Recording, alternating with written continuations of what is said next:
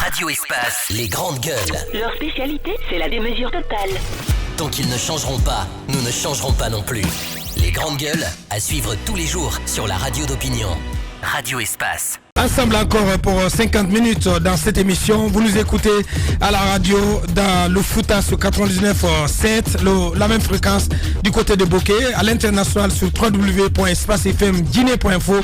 Dans un instant, notre invité, M. Souleymane Keita, qui va nous rejoindre dans ce studio. La mouvance présidentielle a désormais un ordre de bataille sur le chantier cher à son champion, le chef d'État Alpha Condé. En l'occurrence, un projet de nouvelle constitution dont celui-ci veut doter le pays avant 2020. Dans une déclaration solennelle le 18 mai dernier, le PJ Arc-en-Ciel a dit qu'il est en faveur de ce projet, arguant qu'il était devenu nécessaire d'arrimer la loi fondamentale guinéenne sur les nouvelles aspirations et ambitions qui seraient celles du peuple de Guinée. En attendant une annonce officielle du président Alpha Condé en personne à ce sujet, il faut dire que la question divise en Guinée, au-delà d'un front politique qui s'est constitué pour s'opposer à ce projet de changement constitutionnel. Dans l'opinion et chez les doctrinaires en droit, c'est loin d'être l'unanimité. Pourquoi une nouvelle constitution en Guinée? Quelle en est l'opportunité? Par quoi se justifierait-elle? Monsieur Souleymane Keita, conseiller à la présidence de la République, il est membre du RPG Arc-en-Ciel, le parti présidentiel. Il va se confronter aux questions des GG dans un instant. Antoine, on s'intéresse à présent à l'ancien président Sekouba Konaté qui tient aussi des propos dans le même magazine, et il a donc fait des affirmations. Il fait non seulement des affirmations, mais je ne sais pas dans quel contexte ou dans quel état se trouvait Sekouba lors de l'interview, parce que je me rappelle encore de l'interview accordée à notre télévision Espace avec Lamine Guirassi en France. On se souvient des propos de Sekouba à l'époque lorsque la question lui a été posée au sujet d'Alpha Condé. On se souvient qu'il était très catégorique par rapport à la question du troisième mandat. Et ce jour-là même, il a sorti une feuille qui était dans sa poche pour indiquer qu'Alpha Condé n'avait pas droit à un mandat de plus. Donc il était assez catégorique. Et dans l'interview qu'on lit dans Jeune Afrique, on sent Sekouba qui apparemment change de ton, qui s'est un peu assagi et qui dit que la question de la Constitution n'est pas son problème, mais celui du peuple. Il estime dans cette interview qu'il a accordée à Jeune Afrique que c'est au peuple de décider si Alpha Condé doit rester au pouvoir ou non.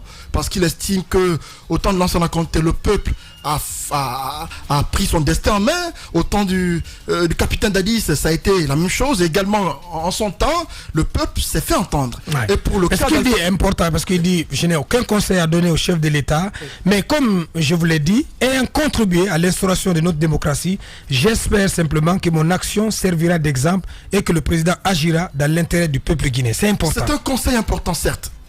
J'établis juste cette différence de ton qu'il y avait dans l'interview à la télévision et celui-là, parce qu'à l'époque, il semblait catégorique sur la question. Et pour ce cas-ci, il va dans le sens de la mise en garde de la question ou des conseils. Et on espère de voir si ça tombera dans de bonnes oreilles, parce qu'apparemment, il estime que lui Dadis Camara a été victime d'un certain soulèvement du peuple. L'ancien Conté en a été victime également. Est-ce qu'Alpha Condé le saura? C'est la question apparemment qu'il pose. On attend de voir, puisqu'il dit que le choix revient au peuple, et ce peuple-là, il est en Guinée, on attend de voir ce que décidera ce peuple. Bien, allez-y Mohamed Ali. Les Malinqués disent Béni Konko. Je pense que quand les privilèges s'atténuent au fur et à mesure et qu'on doute même sur ce qu'on est, on est amené à changer au fur et à mesure de position. Peut-être ce qui peut expliquer le changement de position de bon nombre qui essayent de se caser à un endroit. Peut-être que vous ne me comprenez pas, mais j'ai envie de dire juste que le général Konaté, il n'a pas la même position privilégiée qu'il y a 5 ans, il y a en 2010 par exemple. Aujourd'hui, il sait qu'il n'a plus grand pouvoir, à mon avis, c'est ce que je pense. Il ne sert plus à grand chose. Les grandes gueules. Parce que on l'a fait miroiter qu'il sera une personnalité importante lorsqu'il laisse le pouvoir. Il deviendra le commandeur général d'une force africaine qui n'a jamais eu lieu. On lui a donné un bureau, je ne sais pas s'il y va présent. Aujourd'hui, il trouve que tout ça là n'était que politique et lui-même il ne comprend pas ce que c'est que la politique. Donc il veut pas se mouiller de plus. Il peut pas prendre une position, même si je pense qu'à travers cette phrase-là, il a déjà pris position. Il pense que son exemple servira. Ça veut dire qu'il souhaiterait voir effectivement un autre président à partir de 2020. Que le président Fakonde passe la main. Je pense que c'est une prise de position. Comme il l'a fait, lui, il l'a fait en 2010. Maintenant qu'il se mette à dire si Alpha Condé tente un troisième mandat, ce sont les militaires, je vais faire révolter entre Guillaume. J'ai ce pouvoir, je pense qu'il ne pourra plus le faire parce que lui-même il sait qu'il ne sert plus à les grandes gueules.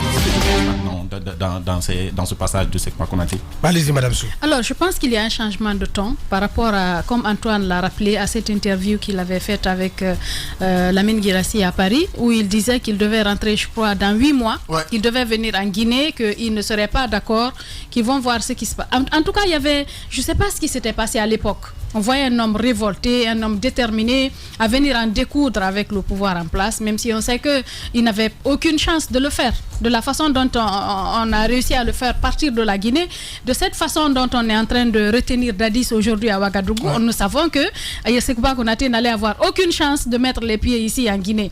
Mais je ne sais pas ce qui s'est passé à l'époque pour qu'il puisse sortir un ton si virulent, parce qu'on a senti un homme remonté, un homme qui avait des regrets par rapport à ce qui s'est passé. Il y a sans vouloir vous couper, si vous permettez. Parlons du cas Dadis.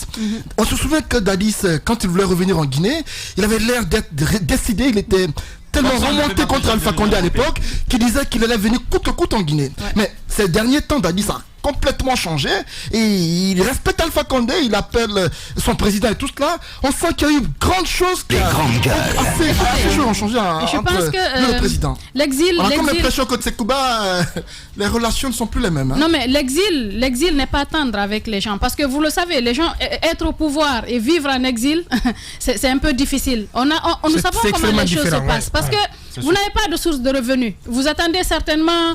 Peut-être que vous avez pu accumuler quelque chose, mais puiser sans remettre à sa place, vous savez que l'argent finit par finir, je veux dire. Je me permets la redondance.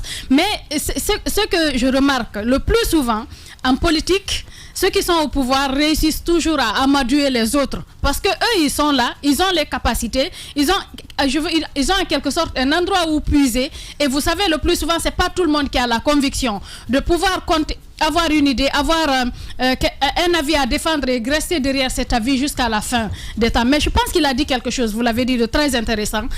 Ça pourrait aider si réellement le président comprend le message qu'il veut véhiculer. Je pense qu'à la fin, il a tiré une conclusion en disant qu'il espère que le président Alpha Condé pourrait prendre son exemple. Parce que ce qu'il a fait, quel que soit ce qu'on a à dire, je pense que Sekouba Konaté, c'est quelqu'un, il a fait quelque chose, il aurait pu se cramponner au pouvoir. On a vu des présidents le faire pendant plusieurs années déjà en Afrique. On a vu des gens rester malgré la pression de la communauté internationale, malgré tout. C'était la folie de Sanogo au Mali. Sanogo ne voulait pas lâcher. Attendez, Konaté n'avait pas le choix. Il n'avait pas le choix. Il aurait pu. Non, attention. Il aurait pu être tenté par la même folie qui a pris Dadis ou Sanogo. Mais attention. Non, mais attendez, il aurait pu. Mais les psychopathes, ils s'en foutent de la pression de l'extérieur. Konaté, c'est pas un psychopathe. Non, non, je n'ai pas dit. Donc il n'avait pas le choix. Arrêtez. Ne me dites pas qu'il n'avait pas le choix. Personne d'autre a. Voyez ce qui se passe aujourd'hui. Là, si tu raisonnes comme ça, là, tu rabaisses l'acte posé par. Je ne il n'avait tout simplement pas le choix. L'acte posé par. Allez, on va s'écouter. L'acte de Sekouba Konaté en 2010 est hautement historique. Ça, il ne faut pas l'oublier. Il ne faut pas l'oublier. Il pouvait se cramponner. Ça dépend des angles. Au même titre que Dadis l'a fait. Je pense que quand on a vu comment Dadis est parti, quand on voit la pression de la communauté internationale, de la communauté nationale, tous les politiques qui s'entre-déchirent aujourd'hui sont contre toi. Et bien là, tu n'as pas le choix. Avec la pression internationale. Non, attendez. Avec la pression internationale en Côte d'Ivoire, avec Gbagbo, quand il a fallu qu'on vienne le cueillir là pour qu'il parte. Donc la pression n'a rien à voir, c'est une question de raisonnement, un sens de responsabilité. Le monsieur a compris, il est parti. Et je pense que ça devrait servir de leçon à d'autres personnes. Il y a la pression du peuple, il peut y avoir la pression. Dadis, il y avait non seulement la pression du peuple, la pression de la communauté internationale, mais malgré tout, le monsieur est resté. Et vous avez vu comment ça s'est terminé. Sekouba Konaté pouvait faire la même chose, mais il a pu savoir raison garder, il a pu être suffisamment responsable pour donner une bonne leçon à l'armée guinéenne. Je pense que c'est quelque chose qu'il ne faut pas oublier. Et la conclusion, je pense qu'il faut la retenir, ça devrait servir. Ça devrait servir d'exemple. Allez-y, Jacques. Moi, je pense que son discours, il a certes changé, mais positivement. Parce que ça sortit chez notre confrère Lamine Guirassi, c'était perçu comme, si vous voulez, un engagement à vouloir intervenir, à vouloir en découdre avec le pouvoir actuel. Ce qui était mal perçu pour un militaire et qui est en plus